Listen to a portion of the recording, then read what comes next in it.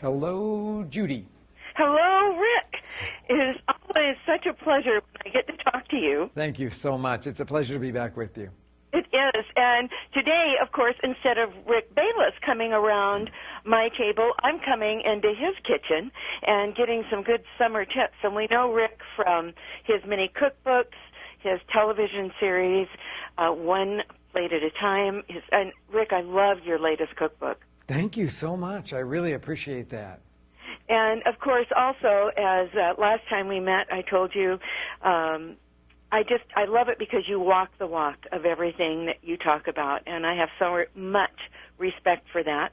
Thank you. So today I'm excited about getting some good grilling tips for you.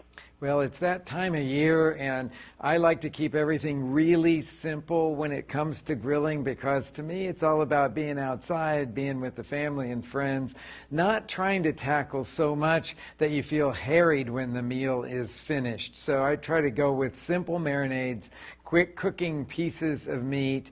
I set up my grill so that there's a hot spot and a cool spot because I always like to sear the meat. Like if I'm doing a chicken breast, I'll put it on and I'll sear that meat. And then when I get those beautiful grill marks, I'll put it on the cooler side of the grill and let it just coast to that perfect doneness. To me, that's what will mean success in all of your grilling. It's just an easy way to approach it, and grilling should be easy. It should be. Now, what temperature, when we're cooking our chicken breast, yes, and we're cooking it down, what temperature should we pull it off the grill? Well, you know, what I do is I try to heat the grill to like a medium-high kind of a temperature for doing the searing. And then once you get those beautiful grill marks, put it over a medium-low. And then what I do, if I use the touch method is the way that I do it. So I'll put it onto the cooler side of the grill, close the grill, and then let it kind of coast along until when I touch it, really this is what I'm looking for. When you make a fist like this and you feel that, that's what you're looking for. Not a real clenched fish because that's like well done, but just right before that. That's a good gauge to let you know when that chicken's going to be ready.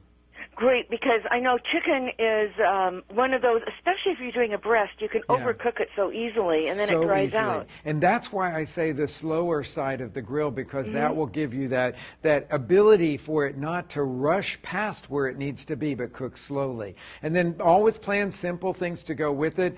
I like to, this may sound crazy, but I like to serve guacamoles, different kinds of guacamoles, as an accompaniment to go with grilled foods. Practically anything will welcome a good guacamole to go with it. Now, it's not just a chip dip. It's this. You're thinking of it as your sort of accompaniment, as your salsa. It's beautiful to go with it. And of course, when you're making that guacamole, you're going to start with an avocado, and it's got to be ripe if you're going to mash it to that creaminess that we all like in avocados.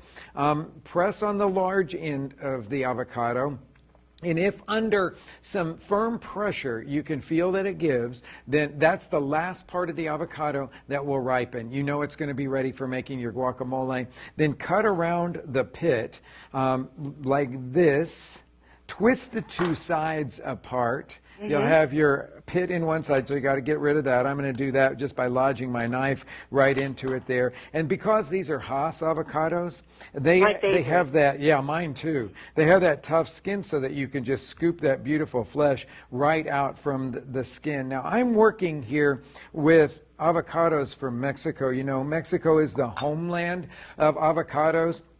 And they have the perfect climate, perfect soil for producing year-round that beautiful buttery creaminess. When the avocado is ripe, I'm using an old-fashioned potato masher for doing the mashing of these because I like chunky guacamole. And literally just a few passes through this bowl of avocados here will give me the texture that I like in any kind of a guacamole. Because if you see the little pieces in there, you know it's fresh. And it's so delicious just to taste those little bits of fresh avocado in there. So I've got that mashed now. Now when it comes to flavoring your guacamole, you can do the classic thing. Now that's just to think about what goes into a traditional chopped tomato salsa. Tomatoes, onions, a little jalapeno if you want to put that in there, some cilantro, a squeeze of lime, some salt. That all could be mixed in here for a very traditional flavor. Or you could go down this little path with me, and I'm going to do a grilled corn guacamole. That may sound kind of crazy, but when you grill corn, if you're going to have the grill up to grill your meat anyway, why not grill other things? So I put the ears of corn directly on the grill so that they sort of get a little nice little grill marks on them, and that sweet, smoky flavor.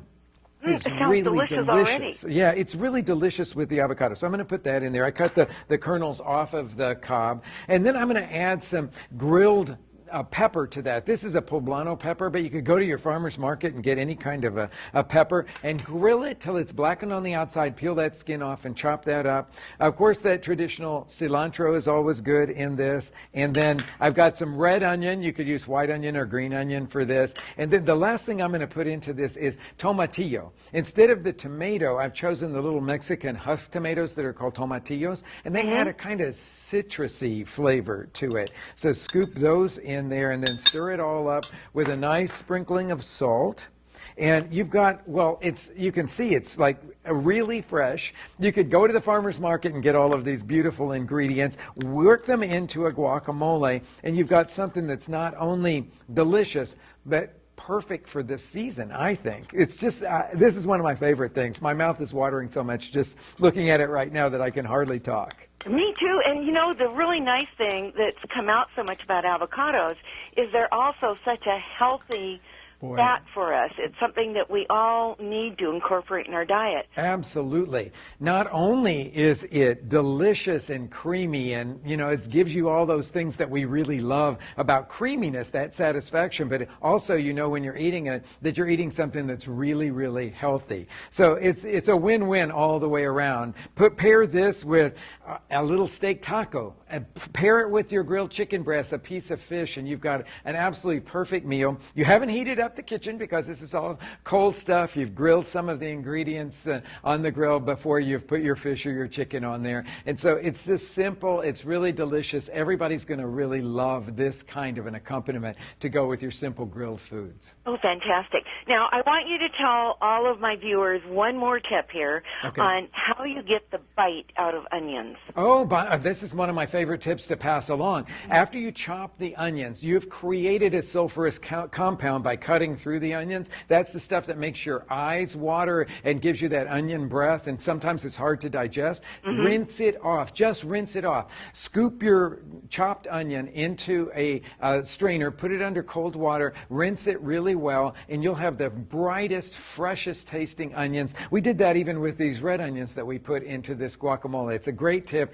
It will make your salsas, your guacamole is just that much better.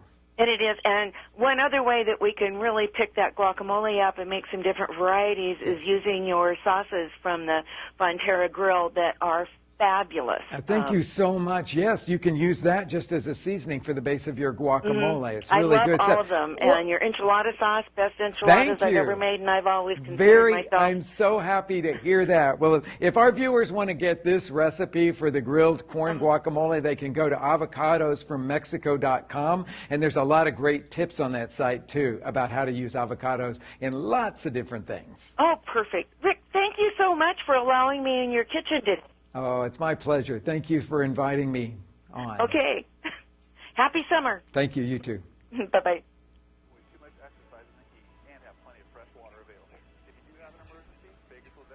Okay, we're going to have to go super fast here.